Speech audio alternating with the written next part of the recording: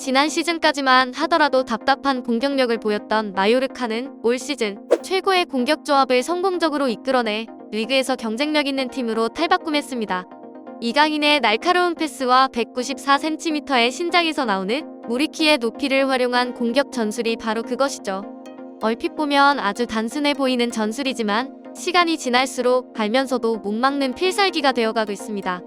이강인의 크로스를 받은 무리키가 직접 헤딩 득점을 노리거나 때로는 골문에서 위협적인 무리키가 수비수들을 끌어들일 때 드리블 능력이 좋은 이강인이 수비 뒷공간에 침투하는 전술을 병행하면서 상대 수비진의 균열을 일으키죠. 두 선수가 이번 시즌 보여주고 있는 환상적인 호흡은 손킷 듀오라 불리며 프리미어리그 역대 최고 듀오라 평가받고 있는 토트넘의 손흥민과 해리 케인이 떠오르게 만들 정도입니다. 이처럼 이강인의 케인, 무리키는 마요르카에서의 삶에 너무나도 만족해하며 마요르카에서 은퇴하겠다고 일찌감치 온갖 이적설을 일축했는데요. 심지어 단짝 이강인마저도 틈날 때마다 마요르카에 눌러 앉히기 위해 공공연히 애를 써왔습니다. 하지만 나날이 무서운 속도로 성장해 유수 빅클럽들의 영입 경쟁을 부추기고 있는 이강인을 무리키도 이제는 보내야 될 때가 온 것 같은데요. 특히 한 구단은 발렌시아 단장 출신이자 마요르카 회장까지 여기만 이강인 맞춤형 인사를 데려와 이강인 영입에 승부수를 띄운 상태라고 하는데 그 자세한 내용 전달해드릴게요. 그 전에 저희 일상일보 구독 설정 부탁드려요.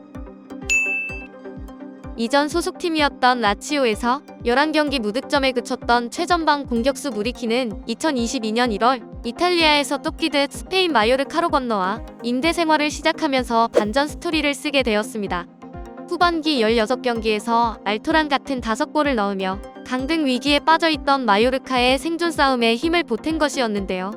그 결과 무리키와 마요르카 모두 만족한 임대 계약은 올 시즌 시작 전 무리키의 완전 이적이라는 새로운 시작을 알리는 동행으로 거듭났습니다. 특히 이강인이라는 확실한 도우미가 지원 사격에 나서자 무리키의 득점력은 더 뜨거워졌는데요. 어느덧 리그에서만 13골. 이강인의 크로스에 이은 무리키의 헤더는 마요르카의 확실한 공격 선택지가 되었습니다. 레반도프스키, 카림 벤제마, 에네스 위날, 호셀루에 이어 라리가 득점 공동 5위에 올라있는 무리키는 촘촘한 라리가 득점 개인 순위를 고려할 때 남은 기간 골을 몰아넣으면 3위 안까지도 충분히 넘볼 수 있는 상황인데요. 그만큼 이적 시장에서 무리키의 가치도 자연스럽게 올라갔습니다. 지난 겨울에는 지금의 이강인 못지않게 무리키가 마요르카를 떠날 수도 있다는 숱한 소문들로 이적 시장이 떠들썩하기도 했죠. 한때 스페인 무대에서 선수 생활을 하고 있다면 누구나 한 번쯤은 꿈꿀만한 레알 마드리드와의 이적 커넥션이 성립되기도 했습니다. 레알 마드리드 페레즈 회장이 무리키의 열렬한 팬인 것이 밝혀지며 주포 카림 벤제마의 부상 때 무리키를 데려오려는 움직임이 있었던 것이죠. 그러나 무리키는 당시 단호한 입장을 보였는데요.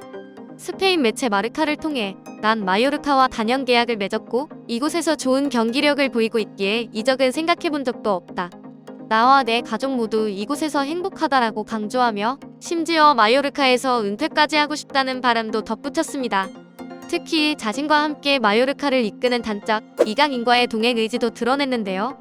발렌시아를 거쳐 마요르카에 합류한 지난 시즌 준주전급 자원으로 나서며 다소 불안한 입지를 보이기도 했던 이강인은 그간 부족했던 스피드와 피지컬, 전방 압박, 활동량 등을 눈에 띄게 보완하며 그라운드 위에서 본인과 뗄 수 없는 영혼의 단짝이 되었기 때문이죠.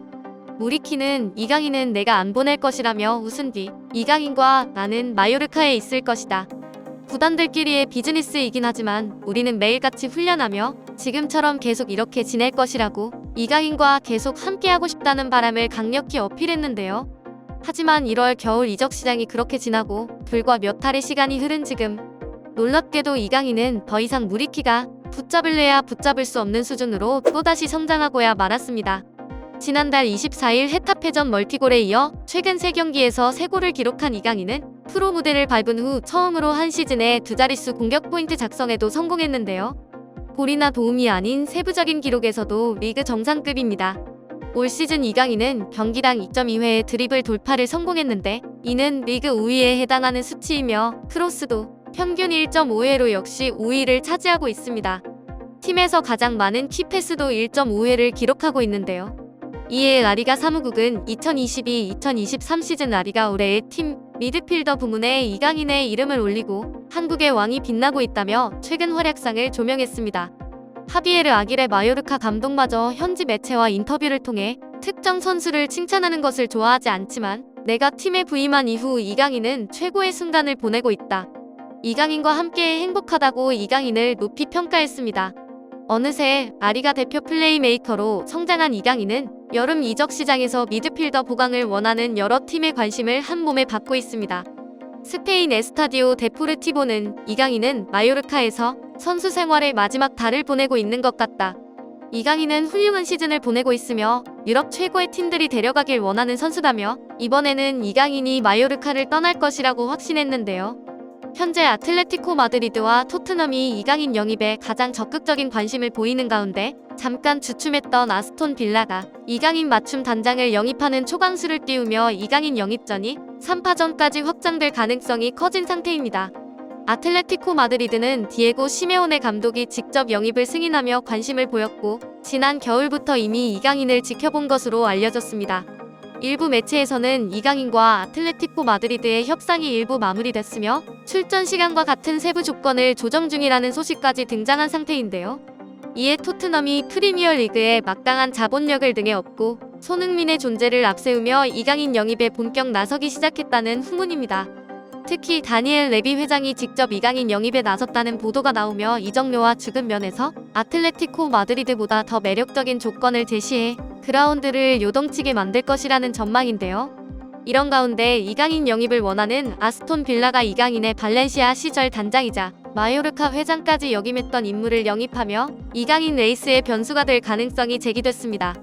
스페인 매체 디아리오 데 마요르카에 따르면 이강인이 발렌시아에 몸담았던 시절 팀의 단장으로 일했던 알레마니는 최근 바르셀로나 디렉터직에서 물러나 아스톤 빌라로 향하는 것이 유력한 상황이라고 하는데요. 알레마니가 변수가 될 이유는 바로 이강인과의 인연과 그의 경력 때문입니다. 알레마니는 과거에도 이강인에 대해 이강인은 훌륭한 축구 선수이며 미래의 중요한 선수가 될 것이다라며 성장을 예견한 바 있는데요.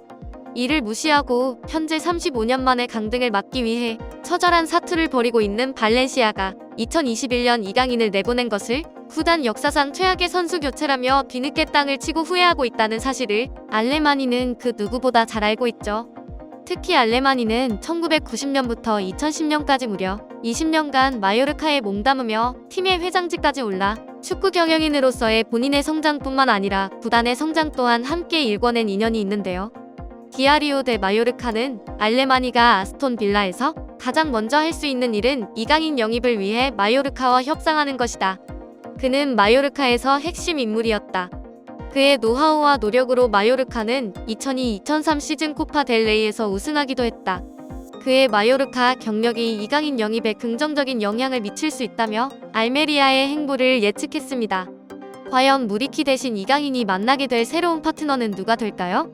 오늘의 일상일보는 여기까지입니다. 구독, 좋아요 부탁드리고요. 시청해주셔서 감사합니다.